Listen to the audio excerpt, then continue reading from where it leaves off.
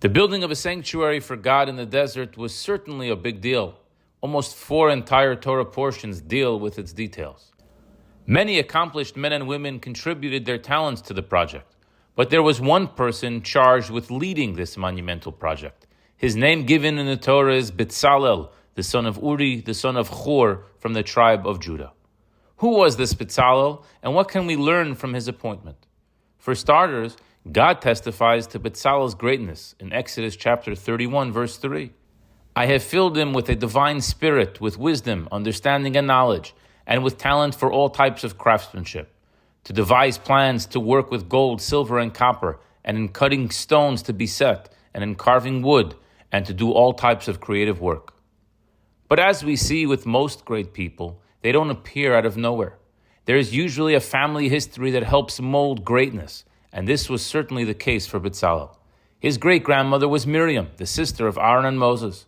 When the Pharaoh ordered the chief midwives of the Jewish people at the time, Miriam and her mother Yocheved, to kill the Jewish baby boys, they courageously refused, and indeed redoubled their efforts to help the mothers and their babies by supplying them with food and other necessities. The Midrash Rabbah states that it was in the merit of Miriam that Betzalel was endowed by Almighty God with special wisdom. Miriam's son and Betzalel's grandfather was Hur. He too was a man of greatness. He bravely stood up for righteousness against the people who wished to make a golden calf and worship it. Sadly, Hur was tragically killed by the mob of Jews whom he tried to restrain from this grave sin. God honored his heroism by repeatedly singling out the name of his grandson Betzalel from among all of the Mishkan's artisans, intentionally highlighting Hur's name in his lineage. Betzalel was no ordinary artisan. His talent was divinely inspired.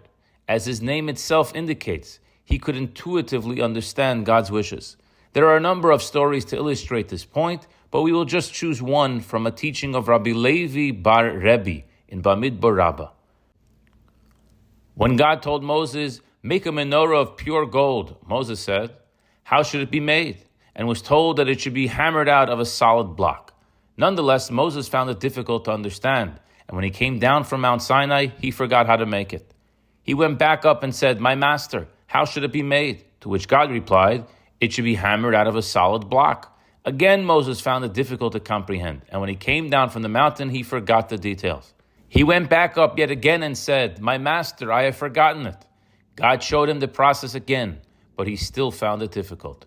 God then said, watch and do the same, and took a menorah of fire and showed him how to make it. Yet Moses still couldn't understand.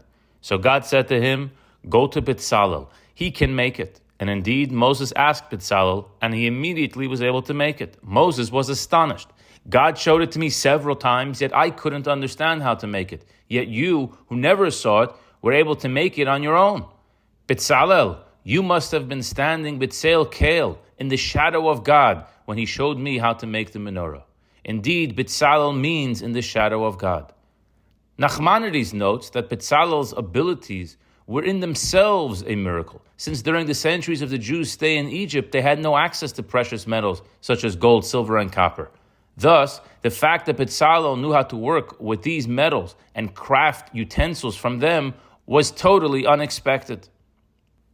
There is so much more to know about this giant of a man, but this small sample gives us an understanding as to the caliber of character and talent Betzalel possessed.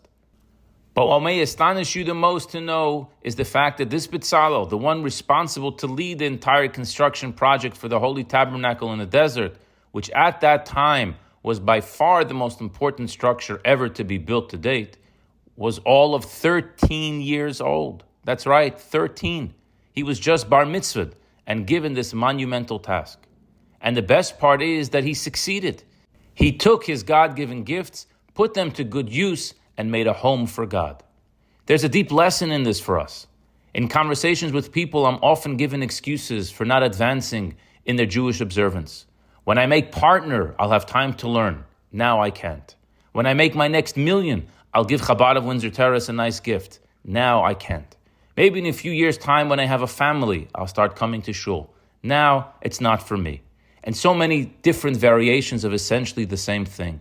Where I am currently in my life does not allow me to advance in my Jewish observance. Maybe when I get older and wiser and more mature and wealthier and have more time, etc., etc., etc. But the truth is, we are given the gifts at a very, very young age. At 13, we can already build an entire sanctuary for God. So today, whether we're 81, 31, or even just 13, we must learn from Betzalel to step up to the plate. For in truth, we are all in the shadow of God. And when we put forth our efforts, God will certainly bless us with success. If we make the time to study Torah as we are today, we will be blessed with the greatest success. If we make the larger tzedakah commitment as we are today, we will be blessed with the greatest success. If we make the commitment to start attending shul services as we are today, we will be blessed with the greatest success. Let Betzalel's model guide us, and we will achieve the same amazing results. I wish you a good Shabbos.